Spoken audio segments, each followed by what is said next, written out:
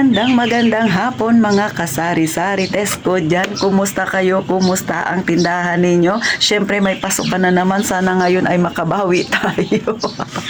Si Ate Tintin, medya-medya pa lang mga kasari. Pero siyempre, magpatuloy lang. So ngayon yung topic natin, bago ko umpisahan, masyadong interesting ito dahil comment ito ng ating isang subscriber or isang viewer mga kasari. Siyempre, pahingi muna ako ng isang subscribe dyan at saka pa-like na rin at pa-share ng video ni Ate Tintin. Sana dumami-dami pa tayo mga kasari ha. Tayong mga nasa masa ay magtulungan tayo para magpatatagan ng loob, maging matibay tayo sa pagharap natin sa ating negosyo. So ito na, marami ng yaw-yaw si Ate Tintin. Tayo nang magchismisan.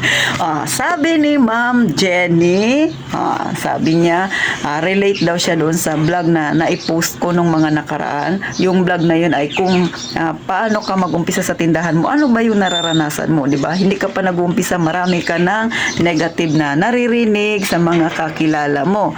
So sabi ni Ma'am Jenny, relate daw siya. Si Ma'am Jenny ay 2001 pa nagkaroon ng tindahan. Until now, may tindahan pa rin siya. At dahil dyan, marami siyang naririnig sa kanyang mga beshi. Mapakapit bahay siguro, mapakamag-anak, mapakaibigan o kahit sino pa yan, na bukas sara kasi yung kanyang tindahan. Kumbaga, pag may time, magbubukas. Pagka wala na namang time, magsasara. Bakit? Kasi pinagsasabay ni Ma'am Jenny ang kanyang mga anak, ang pag-aalaga sa anak at ang pagnenegosyo. Ikaw, Sisi, gawain mo rin ba ngayon habang nanonood ka kay Ate Tintin, napapangiti ka ba? Ate Tintin relate much. So, hindi ako makarelate kay Ma'am Jenny kasi nung nag-start po ako ng pagtitindahan, ay binata na yung anak ko. Hindi ko kailangang ihatid-hatid sa school. So, ako lang talaga sa tindahan ko. Pero, ramdam ko yung kanyang sentimento. Ikaw ba naman, sabihan ka ng ganun, di ba? So, kung nararamdaman mo yung kanilang mga pagtingin sa'yo, na parang sinasabi nila, bakit ka pa magbubukas ng tindahan niya, di ba? Ba't ka pa magninegosyo? May mga anak ka, bukas sarak ka rin lang naman. Totoo yan. Hindi man nila yan minsan sabihin sa'yo ng direkta. Nararamdaman mo yan kung paano sila tumitig sa'yo.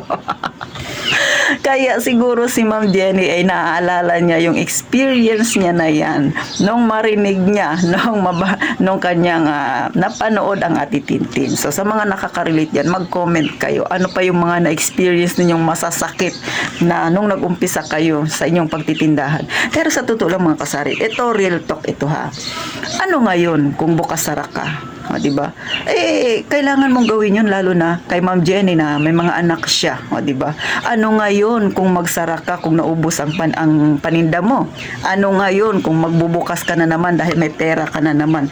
Diba? Huwag nating isipin yung sasabihin ng isang tao. Realidad yan mga kasari. Kasi pag ikaw ay pamilyado na, may mga anak ka, syempre ang priority mo, mga anak mo. Diba? Lalo na pag may asawa ka naman na nagtatrabaho para sa inyo. Pero syempre si nanay gusto rin na makatulong kahit papano kay asawa. Ngayon, syempre may time na nauubos yung paninda o syempre magsasara ka na naman o pag nagkaroon ng kaunting pera, magbubukas ka na naman. Huwag niyong intindihin yung sasabihin ng ibang tao. Normal yan. Alam niyo mga kasari, ang realidad ng buhay natin tayong mga nasa masa, ganun talaga. Pag may kaunting pera, ibibili ng paninda para makatubo, para kahit papano makatulong sa pamilya. Hindi man natin, yung iba talaga ayaw talaga na bitawan sana yung pagninegosyo, ayaw sanang isara, pero nauubos ang paninda kasi may pamilya sila na pinapakain. Aminin natin mga kasari, realidad yan ito ay binubuksan ko lang yung isip kasi may mga ibang tao na pagka nagninegosyo tapos maganda na yung kanilang negosyo tapos may nakikita silang kakompetensya nila na bukas sara, parang ang tingin nila, ano ba yan, nagnegosyo ka pa, magbubukas sara ka rin lang pala o kaya naman lulubog din yung tindahan mo. Walang nagnegosyo na yan ang gusto niyang mangyari sa kanyang tindahan. Tandaan tayong mga pumasok sa negosyo, hindi natin inisip na magsasara ang ating tindahan o ang ating negosyo. Pero sa mga ilang kadahilanan, dahil nasa masa tayo, dahil ang buhay natin ay nasa mahirap na pilit na lumalaban, hindi maiiwasan na nangyayari yan.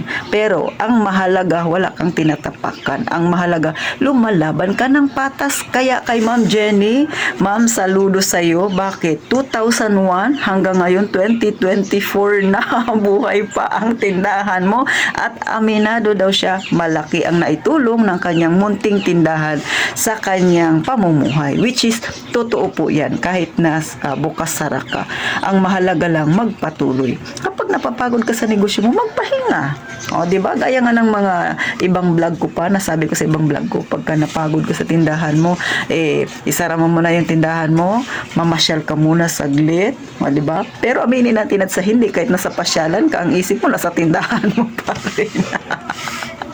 Maliban na lang kung yung anak mo ang inaasikaso mo, ihahatid mo sa school, syempre kailangan mong magsara ng tindahan.